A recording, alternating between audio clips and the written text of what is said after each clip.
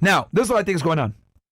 A lot of people, right, especially people that like study Middle Eastern affairs, they'll tell you that this has been probably the quickest amount of escalation that's occurred in such a short period of time between the pagers, the assassinations, etc. You know, a lot of developments in just the past year. The reason why I think Israel is pushing so hard for this is for two reasons. Number one, they want a strong response from one of the Axis powers, right? So that they can justify the United States getting involved in the conflict. And when I say a serious retaliation, I mean as in like them sending missiles into Tel Aviv and, you know, the mass loss of civilian life, right? Israel wants that, right?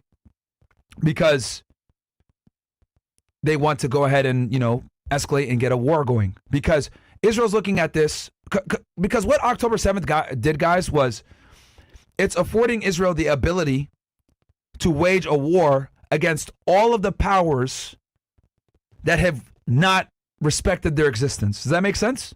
So since 1948, since the beginning of Israel being created, these Arab nations have had issues with Israel existing. A lot of them will never formally recognize Israel as a sovereign state, right?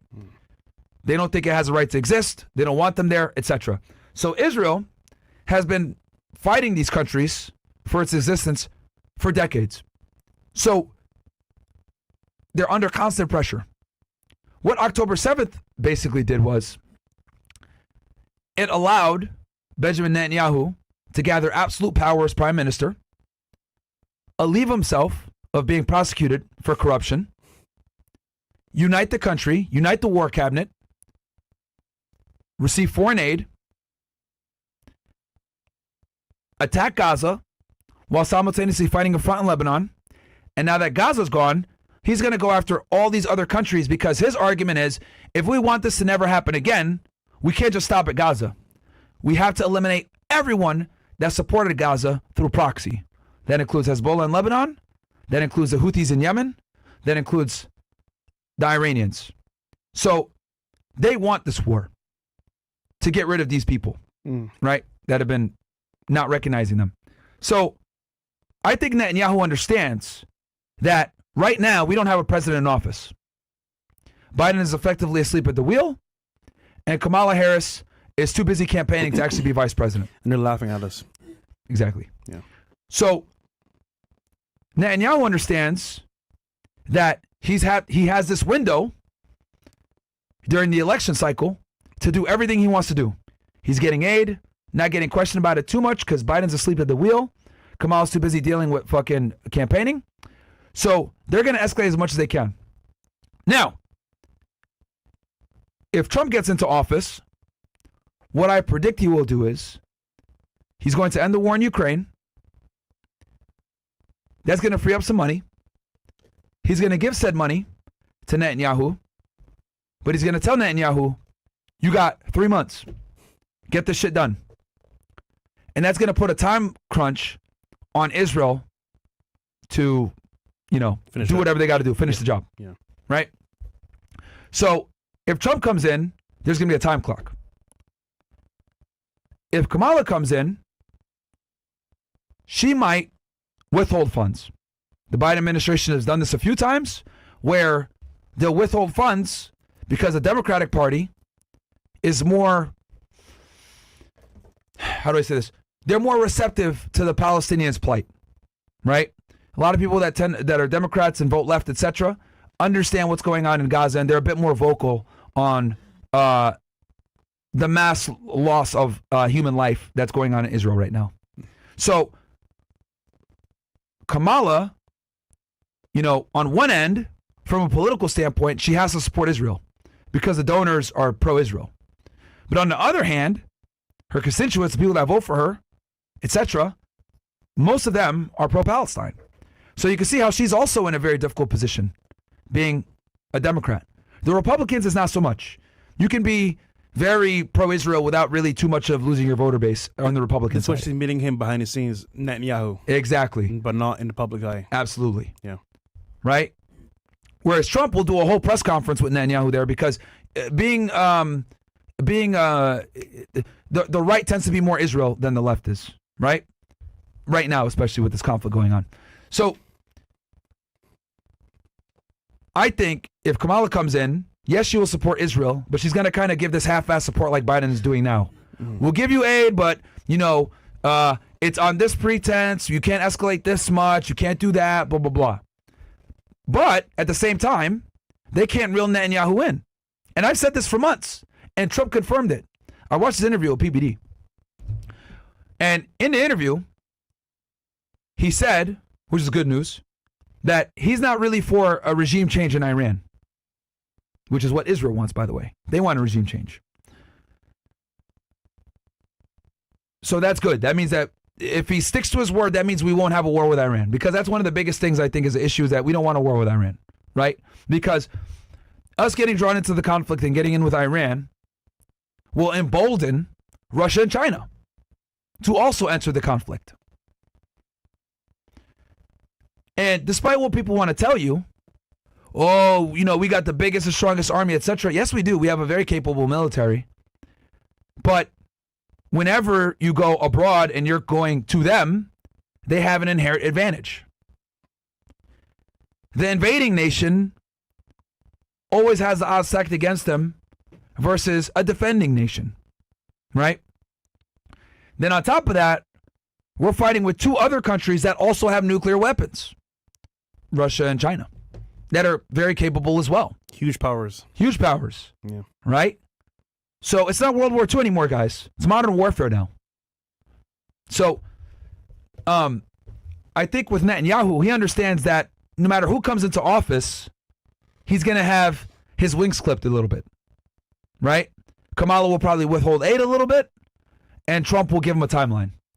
So that is why I predict they're going so hard with escalating right fucking now, and why they're trying to attack Iran and Hezbollah and waging all these conflicts right now, because the Biden administration can't rein him in. And I don't think Kamala will be able to rein him in either, but she can withhold funding or delay it, which is a problem for them, because their Iron Dome system, guys, is extremely expensive to operate. Extremely expensive. And maintain, yeah. We're talking about millions of dollars to shoot down, damn near daily, to shoot down rockets.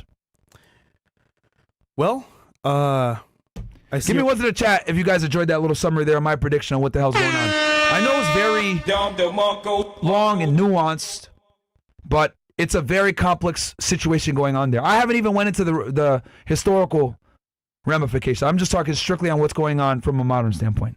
Yeah. Give me ones if that makes sense for you guys. Give me twos if any confusing. Go ahead, bro. No. That was a good breakdown. I mean, I'm not opposed to what you're saying at all. I think that is a good recap of what's happening right now. Yeah. But what I will say is that's objectively what's going on. Israel's going to be here till the end of time. Because if for anybody that might question me and say, "Oh, what do you mean Israel wants a conflict?" Guys, you don't go and kill the top guy in your adversarial, your adversary's top guys without wanting to go to war. Also, their actions display that. I don't even have to say it. Their actions display that they're ready for war. You want a reaction to your action. Yeah. Yeah. So that was, I would say, a very non-biased position as to what's going on. Like, Israel absolutely wants a war. They're in war. He convened the war cabinet like right away. So they're in war. After October 7th, Israel's been in a war state. I'm more concerned about how this ends.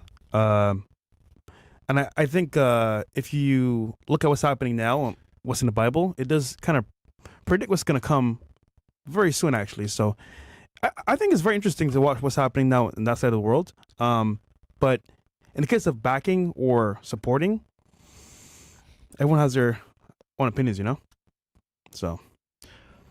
And just so you guys know, the whole pager thing, I don't know if I've mentioned it here. Guys, they had those explosives in those pagers and walkie-talkies from day one. For 9 years. From day one. For 9 fucking years, guys, they had these devices bugged with explosives. Hey, man, I think Israel has probably one of the best intelligence services in the world next to ours, by far. Some of the best. Some of the best, bro. Yep. the fact that they were able to pull that off, you got to give credit where it's due. You know, you guys know I'm not a big fan of Israel, but you know, you got to give credit where it's due. And for them to be able to pull off an operation like that took the better part of a decade to blow up pagers, flip phones, and all these other things, because Hezbollah stopped using modern devices because they didn't want to be traced and intercepted. That's the very reason they switched to these older beepers. So what Israel did was they anticipated that they would switch to these older devices and fucking put the explosives in them from inception. And then they simultaneously detonated them on 2 separate days. They're playing chess. Well, not checkers. You know, you got to remember they're cutthroat, man. They're surrounded by people that want them gone. So they're not going to play nice or fair. They're going to literally do what they got to do to survive in their eyes. That's, again, I'm giving you guys the Israeli perspective, is they look at it like everyone wants us gone. We're fighting for our right to live, is how they look at it. That's why they do what they do. To include, they've been caught many times spying on American citizens. Many times spying on us. This episode is sponsored by Rumble Premium. The sponsorship's from Rumble, one that is incredibly important to the survival of all the companies. When Rumble first started in 2013, they built the platform for small creators, and they didn't censor or have biases. They were fair, treated all creators equally, and no one thought that these platforms would censor political conversations or censor opinions on the bear bug, but they did. Facebook admitted they fell into the pressure from the Biden and Harris administration, but Rumble did not. They held the line. And they were attacked from daily giving us the voice to talk to you. They are attacked from corporate media. They are attacked by the governments like France. They are attacked from brand advertisers who refuse to work with them. Corporate America is fighting to remove free speech. Rumble is fighting to keep it.